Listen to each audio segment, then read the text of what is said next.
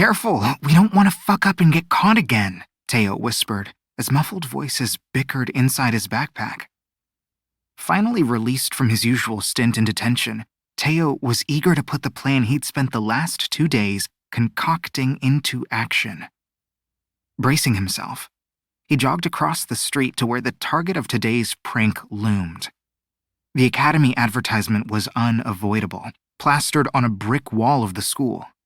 In large gold letters, it read, "Come see the academy's best compete in the Sunbearer Trials."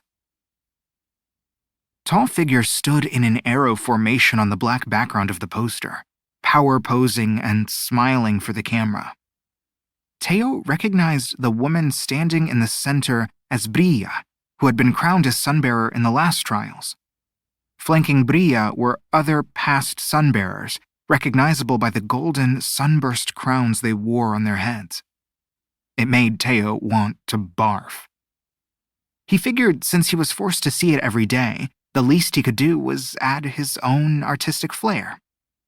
Unfortunately, the poster was at least as tall as Teo, who was a proud 5'10", thank you very much, and well out of his reach.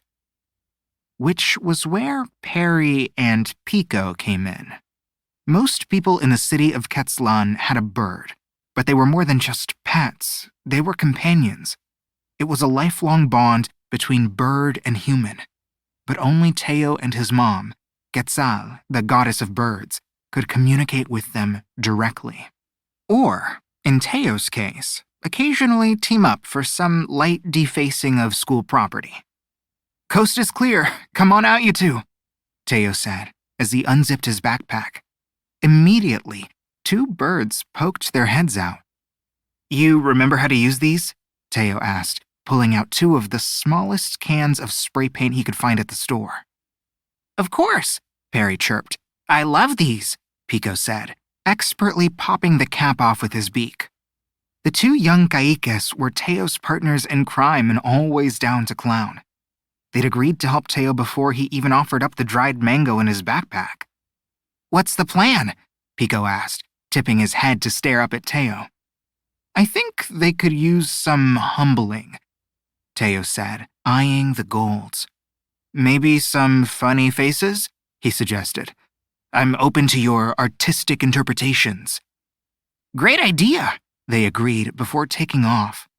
"Try to hurry," Teo called after them, checking the time on his phone. "You can count on us." The best part of this prank was, by the time anyone found his latest work of art, he'd be long gone to Sol Temple. The Sunbearer Trials were the biggest out of all the holidays in Reino del Sol, a competition of the very best semidioses that kept the sun fueled and ensured the safety of their world for the next 10 years. What had started as a sacred ritual thousands of years ago was now a televised and sponsored event that took over the cities. And Teo and his mom were required to attend. As a simple Jade, Teo knew there was no chance he'd ever be chosen by the omniscient Sol to compete, something he was constantly reminded of by the posters that had been hung on the sides of buildings and light posts for weeks. They were all over social media too, making it impossible for Teo to escape. Like their parents, the kids of gold gods were stronger and more powerful than jade demigods. Some could produce and control elements and even move mountains. They went to a fancy academy and had fancy uniforms and got fancy training from the age of 7 to be the heroes of Sol. Whenever there was an emergency or a disaster, the golds were summoned to help. Thank you for listening to this clip provided to you by Macmillan Audio. To hear more, look for this title wherever audiobooks are sold.